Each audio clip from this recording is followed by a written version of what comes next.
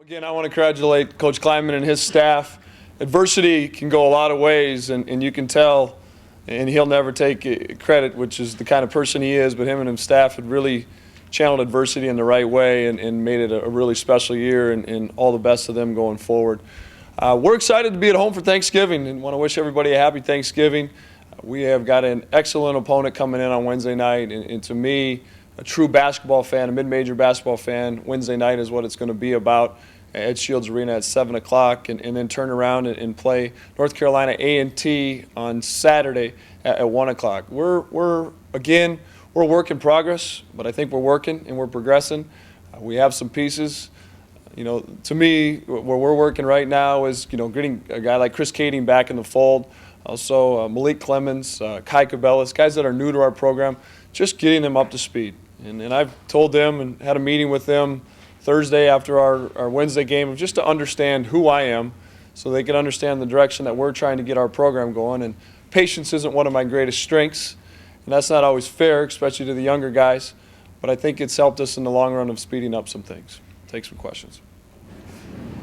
This Montana game, you didn't go at full strength last year because AJ didn't play. Is this a better test now if you're health-wise to see how you stack up with them? Yeah, it's a bad time to ask me those questions. I literally just came from watching our game last year, and we were not very good, is the politically correct way of saying it. AJ tweaked his knee the night before and then got sick. We got in some foul trouble. We just weren't sharp. It was a back end of our stretch where we were at Montana, down to Mississippi, and then back to Montana. A lot of excuses that we need to eliminate. But this is a Montana team that's talented. They've got the Martin Bruning kid down in the post, is very, very talented, and we haven't done a great job in the post with our post defense. And so it'll be nice to have Chris Kading back to help with that. At the same time, it's an area we definitely need to get better. Coach, three games, Paul Miller's been your leading scorer. Talk to me about how he's kind of progressed in his sophomore season so far. Yeah, and it'll be interesting to see, Ross, how that holds up if he continues to be our leading scorer, because I think in a way we can become more balanced than we were last year.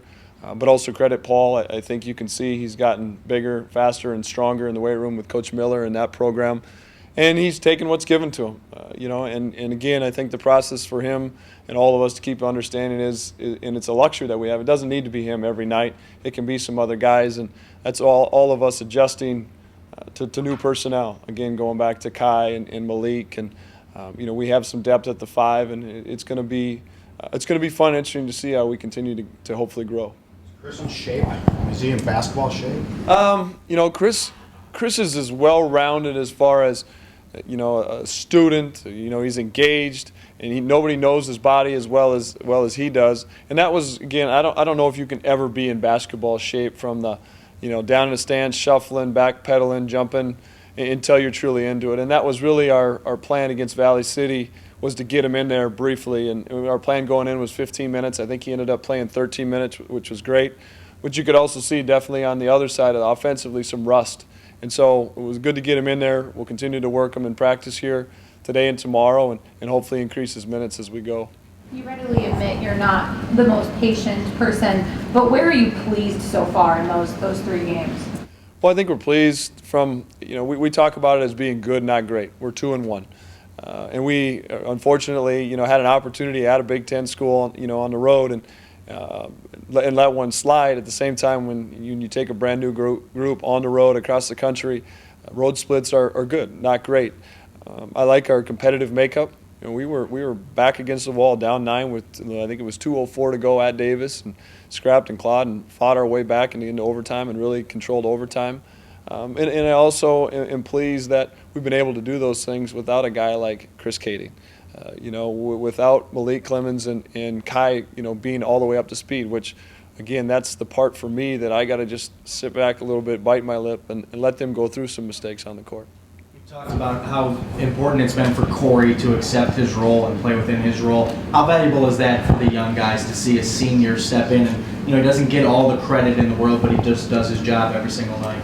Yeah, and I've singled Corey out and told him in front of everybody, and hopefully everybody's listening, how much I appreciate him just being coachable.